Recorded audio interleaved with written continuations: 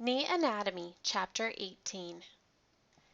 The tibia is commonly called the shin bone and runs from the knee to the ankle. The top of the tibia is made of two plateaus and a knuckle-like protuberance called the tibial tubercle. Attached to the top of the tibia on each side of the tibial plateau are two crescent-shaped shock-absorbing cartilages called menisci, which help stabilize the knee. The tibia is the medial and the primary weight-bearing bone. Bony anatomical locations include the tibial tuberosity, which can be palpated in the front middle part of the knee, the tibial plateau, which is a little harder to palpate but can be felt at the joint line, and the shaft, which is triangular in shape.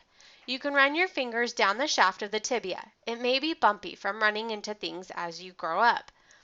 The fibula is a long, thin bone in the lower leg on the lateral side and runs along the side of the tibia from the knee to the ankle. The fibula accounts for about 0 to 12% of weight bearing depending on the activity. The bony anatomical locations for the fibula include the fibular head. Once you have found the tibial tuberosity, palpate to the lateral side. It may stick out on certain individuals. The femur is commonly called the thigh bone. It is the largest and longest and strongest bone in the body. The round knobs at the end of the bone are called condyles. The cylindrical shaft is bowed outward. Bony anatomical locations include the head and neck, greater and lesser trochanter, medial and lateral condyle, and medial and lateral epicondyle. This is a picture of the anterior and posterior views of the femur with different landmarks. The patella is also known as the kneecap or the knee pan, is a thick circular triangular bone which articulates with the femur, the thigh bone, and covers and protects the anterior articular surface of the knee joint. In humans, the patella is the largest sesamoid bone in the body. Babies are born with a patella of soft cartilage which begins to ossify or harden into bone at about 3 years of age. The patella is a sesamoid bone, roughly triangular in shape, with the apex of the patella facing downwards. The apex is the most inferior or lowest part of the patella. It is pointed in shape and gives attachment to the patella ligament. The primary functional role of the patella is to extend the knee. The patella tendon enhances the mechanical efficiency of the quadriceps muscle. The patella increases the leverage that the tendon can exert on the femur by increasing the angle at which it acts. The patella protects the femoral condyles and improves the aesthetic appearance of the knee, making it more pleasing to look at. It is attached to the tendon of the quadriceps femoris muscle, which contracts and extends or straightens the knee. The patella is stabilized by the insertion of the horizontal fibers of the vastus medialis and by the prominence of the lateral femoral condyle, which discourages lateral dislocation during flexion. The retinacular fibers of the patella also stabilize it during exercise. Our knee is the most complicated and largest joint in the body. It is also the most vulnerable because it bears an enormous amount of weight and pressure loads while providing flexible movement. When we walk, our knee supports 1.5 times our body weight. Climbing stairs is about 3 to 4 times our body weight, and squatting about 8 times. The knee is one of the most important joints of our body. It plays an essential role in movement related to carrying the body weight in horizontal, which would be running and walking, and vertical or jumping directions. The knee is a modified hinge-type synovial joint. The joint is bathed in synovial fluid, which is then contained inside a synovial membrane called the joint capsule. There are two joints in the knee, the tibiofemoral joint, which joins the tibia to the femur, and the patellofemoral joint, which joins the kneecap to the femur. These two joints work together to perform a modified hinge joint, which allows the knee to bend and straighten, but also rotate slightly from side to side. The ligaments surrounding the knee joint offer stability by limiting movements and together with several menisci and bursa protect the articular capsule.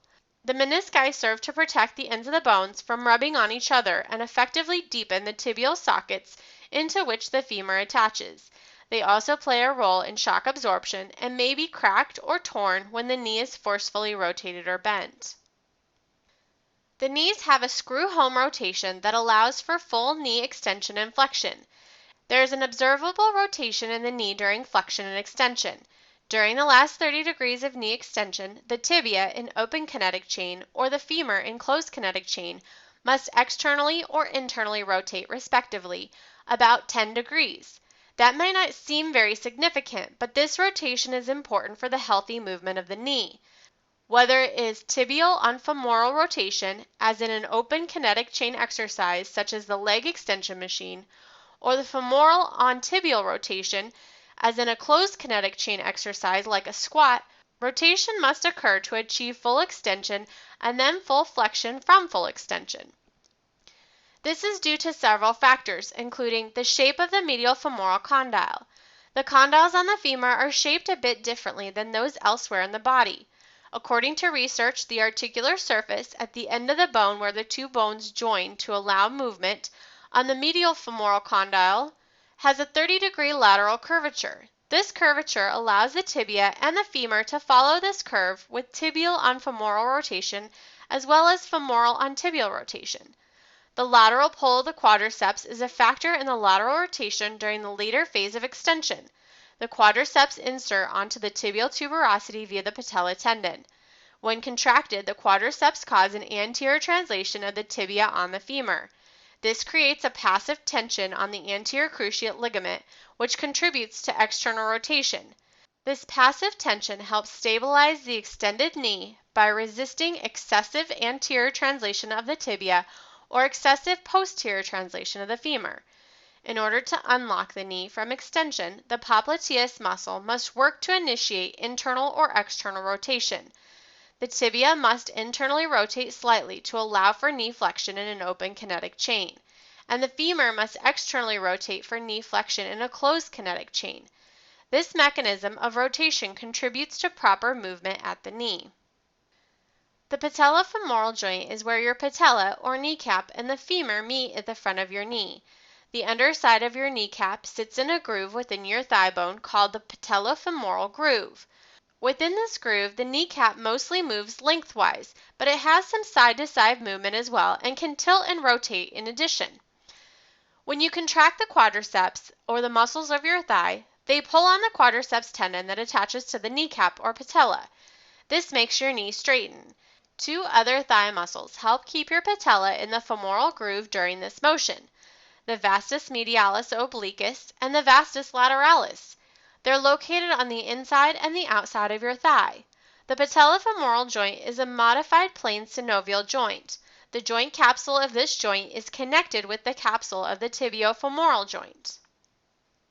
The way that the patella tracks within the patellofemoral joint can mean the difference between having a painful knee and not.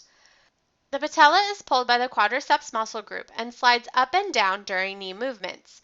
During knee flexion, the patella slides downward on the femur. During knee extension, the patella slides upward on the femur. The primary knee ligaments include the medial collateral ligament, lateral collateral ligament, anterior cruciate ligament, and posterior cruciate ligament. The knee works similarly to a rounded surface sitting atop a flat surface. The function of the ligaments is to attach the bones to bones and give strength and stability to the knee, as the knee has very little stability on its own. Ligaments are strong and tough bands that are not particularly flexible. Once stretched, they tend to stay stretched, and if stretched too far, they may eventually snap. The medial collateral ligament attaches to the medial side of the femur to the medial side of the tibia and limits sideways or valgus motion of the knee. The MCL, or medial collateral ligament, has two layers. The superficial layer is a strong, broad strap, and the deep layer is a thickening of the joint capsule and blends with the medial meniscus.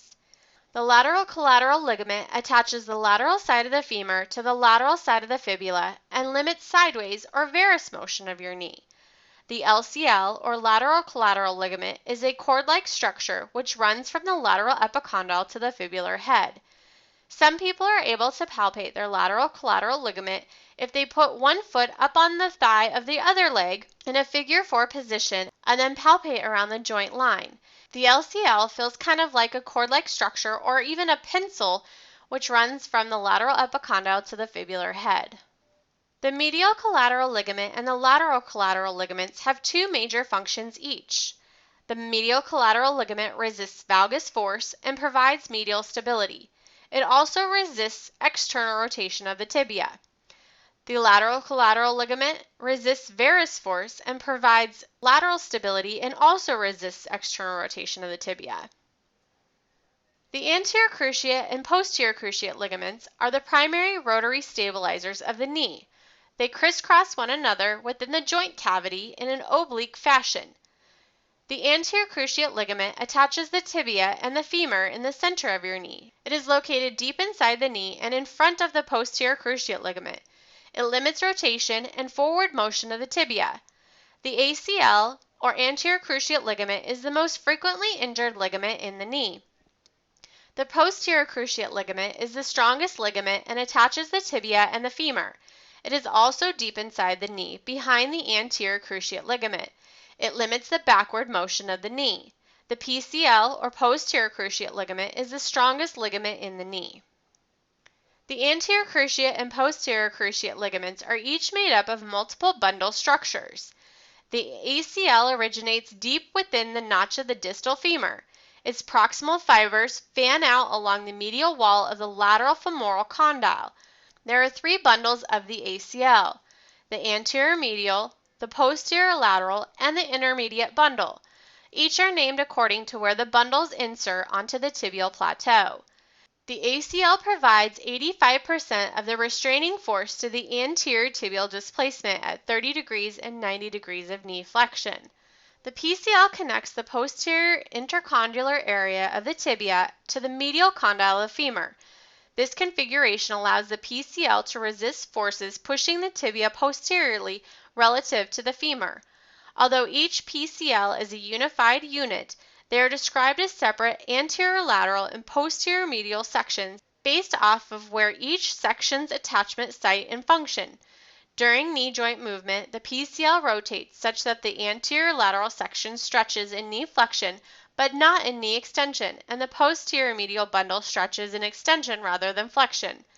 The function of the PCL is to prevent the femur from sliding off the anterior edge of the tibia and to prevent the tibia from displacing posteriorly on the femur. For both the anterior and posterior cruciate ligaments, each of the bands are taut through varying portions of knee range of motion, and thus may be injured depending on which range of motion the knee is hit in during injury. The anterior cruciate ligament and posterior cruciate ligaments have vital functions in stabilizing anterior and posterior translation of the knee. The function of the anterior cruciate ligament is to resist anterior tibial translation, resist internal and external rotation of the tibia, and resist hyperextension.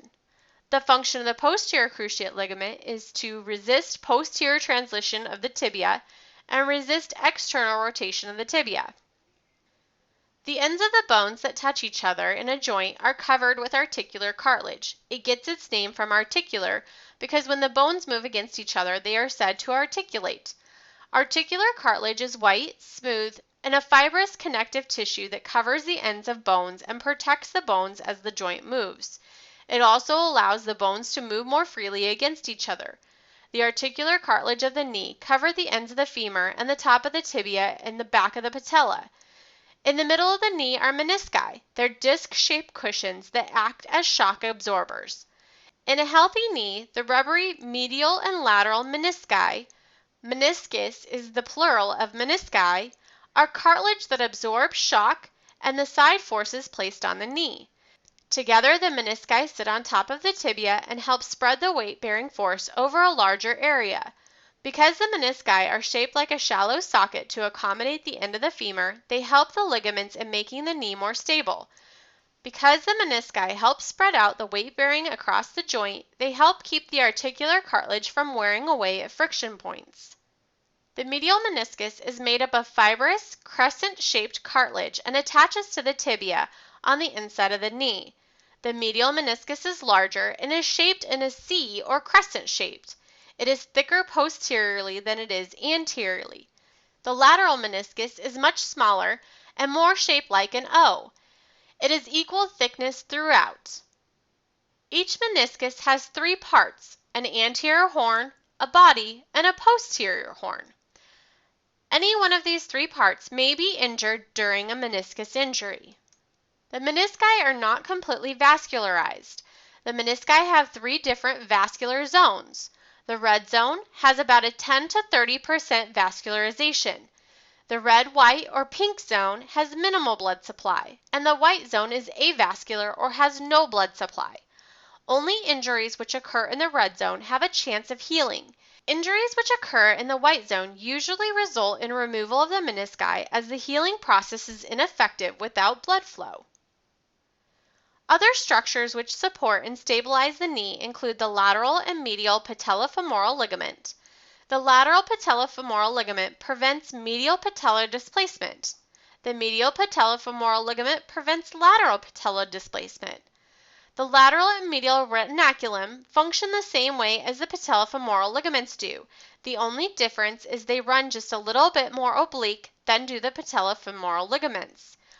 Altogether, these structures help hold the patella in place. The bursae of the knee are fluid-filled sacs and synovial pockets that surround and sometimes communicate with the joint cavity. They are thin-walled and filled with synovial fluid.